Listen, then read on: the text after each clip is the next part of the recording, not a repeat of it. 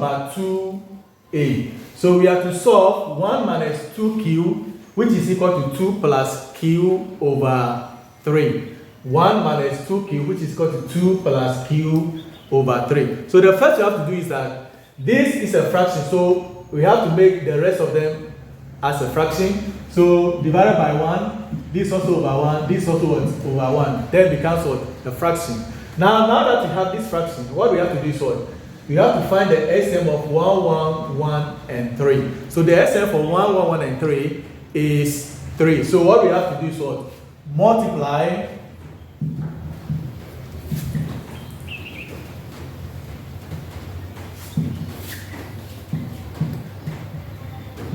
So we multiply through by the XM, which is what? 3. So having the 3, what we have to do is, so the first one, 3 times 1 minus 3 times 2q should be equal to 3 times 2 plus 3 times q over 3. So we continue. So 3 times 1 will give us 3. Then 3 times 2q, we have the 6q there, which is equal to, then 3 times 2 will give us 6. Then here, this 3 will cancel the 3 that we have here. Then we are left with what? Q. So that will be plus q. So from there, what we have to do is to group the like terms together. The elements that are common have to come to one side. So we start with the first one, minus 6.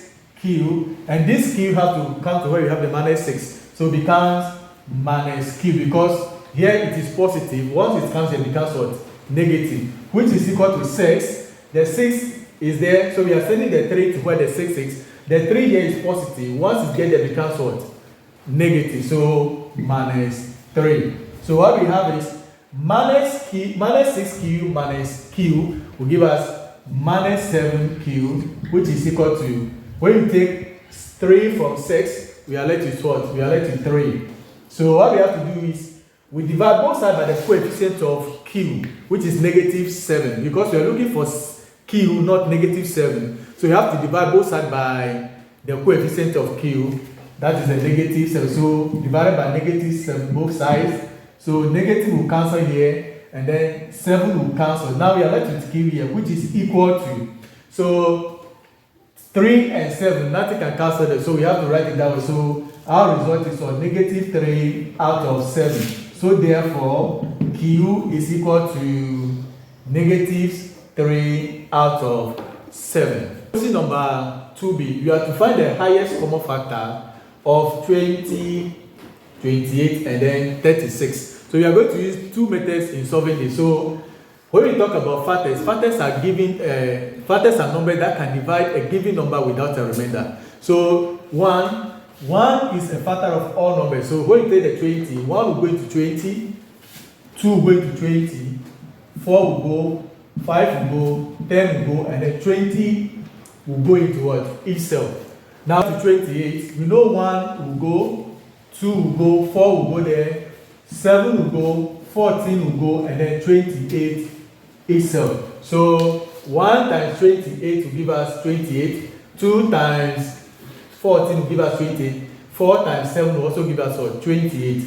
Now when you come to 36, we know 1 will go into 36, 2 will go, 3 will go, 4 will go, 6 will go, 9 will go, 12, 18, and then 36 each cell. So these are the factors of what? 36. So 1 times 36 will give us 36, 2 times 18, 36, 3, 12, 36, 4, 9, 36, and then we have 6 left in the middle. So because 36 is a perfect square number, so 6 squared will give us what? 36. Now we come to the common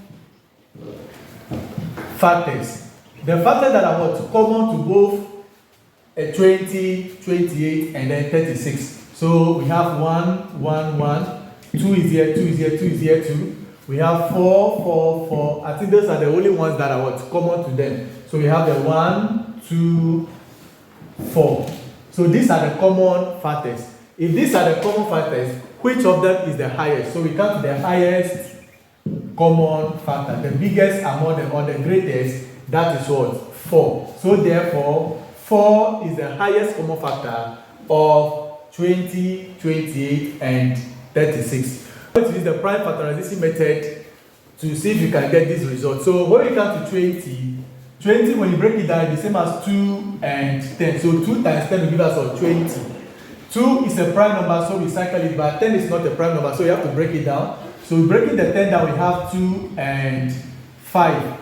So that means that 20 is the same as 2 times 2 times 5. So which is the same as 2 times 2. The 2 there, 2, that means 2 exponent what? 2. So 2 exponent 2 times 5. Then we come to 28. Say when you break it down, 2 and 14 will give us 28.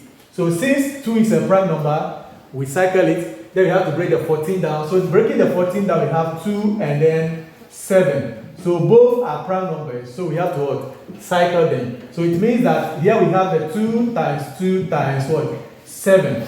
So which is the same as 2 exponent 2 times 7. Now we come to the 36.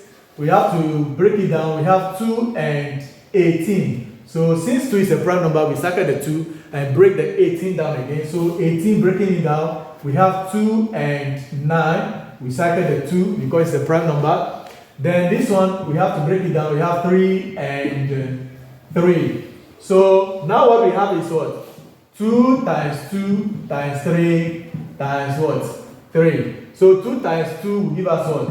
2 exponent 2, and then 3 times 3 is the same as 3 exponent 2. So now that we have this, how do we determine the highest common factor? So first we have to look at the common numbers that we have. So they have 2 here, 2 here, and 2 here as well. I'm not talking about the exponent, I'm talking about the base. So we have 2 here, 2 here, and 2. So now let's consider the exponent. So this is 2 exponent 2, 2 exponent 2, and then 2 exponent 2. Now when you look at this, we have 2 exponent 2, the same here and the same here. So that are these ones are what? The common ones that we have. But when you look at them, which of them is the smallest? So once we have the common ones, we pick what? The smallest among them. So 2 exponent 2, 2 exponent 2, 2 exponent 2, they are all the same. So we pick what? Only one of them. So we have the 2 exponent 2 as the highest common factor. So this 2 exponent 2 is the same as 2 times 2. And the 2 times 2 will give us 4. So therefore, 4 is the highest common factor of 20, 28, and 36. So we come to question number 2C.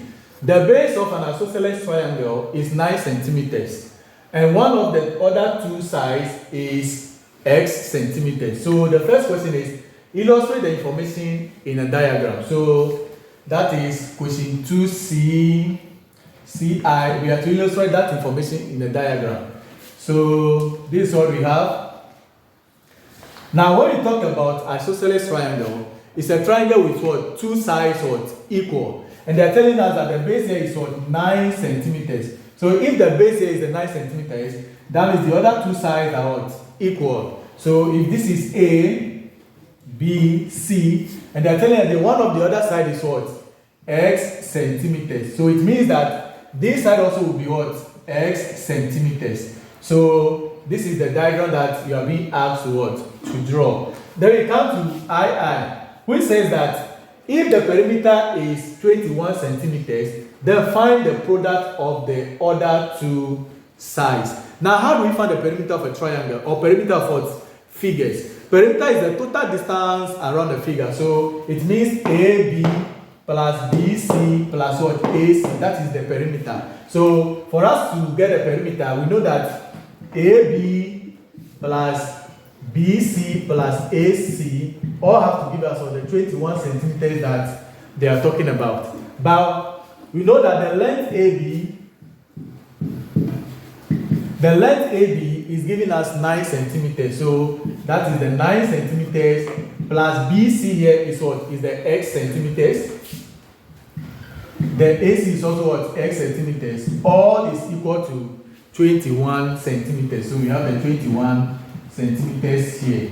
So now that we have that, what we have to do is to group the like terms together. So x plus x will give us 2x plus 9, which is equal to 21 centimeters. So we have the 9 centimeters here. So what we have to do is send the 9 here to where we have the 21 centimeters. So we have the 2x, which is equal to 21 centimeters minus 9 centimeters. So we have the 2x, which is equal to, so we have the 21 minus 9, that will give us 12. So we have the 12 centimeters there. So since we are looking for x not 2x, we divide both sides by the coefficient of x, which is what? 2.